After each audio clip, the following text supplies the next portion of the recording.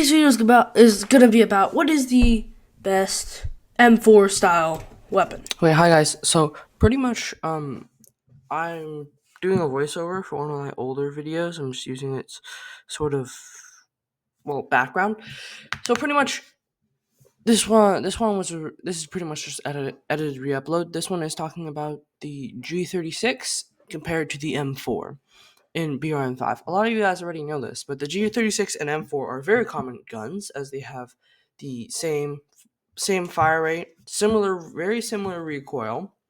Somewhat similar costs, except the G-36 is understandably more expensive, and have a slight difference in the ability to mount attachments.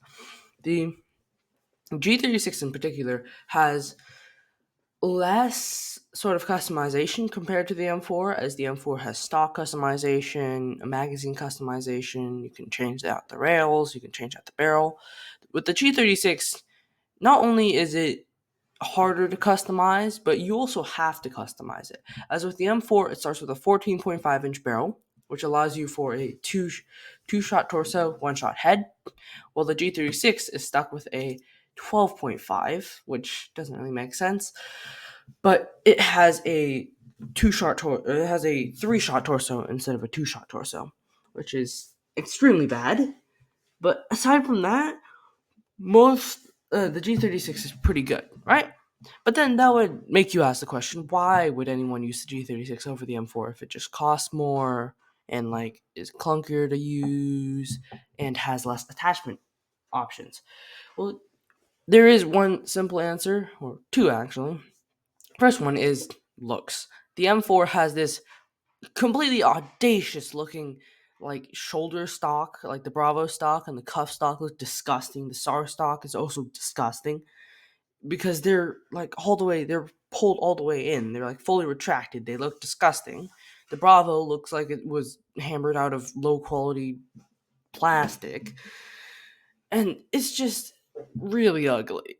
The wrist 2 rail looks disgusting too. It's just really annoying. They're probably gonna fix it in the next update, but I mean, while you're waiting for that, you could always use the G36 because not only does the G36 look way better, but it also has its own sort of charm to it in a way. Like the reload animations are cool, the rail is cool, and aside from that, that's mostly aesthetic. But then a lot of you guys will be asking, is there any actually real reason why you'd use it, for open world or something? Well, it works really well for open world and also pretty well for 25v25 because it allows you to be a sniper too. So a lot of you guys know when you use a canted sight, when you sort of cant the sight from the main sight, it makes it a lot harder to see. Not only because there's glare, but also because you can't see through broken windows or sort of the shrubbery of sorts. So with that issue, the G36 has a solution.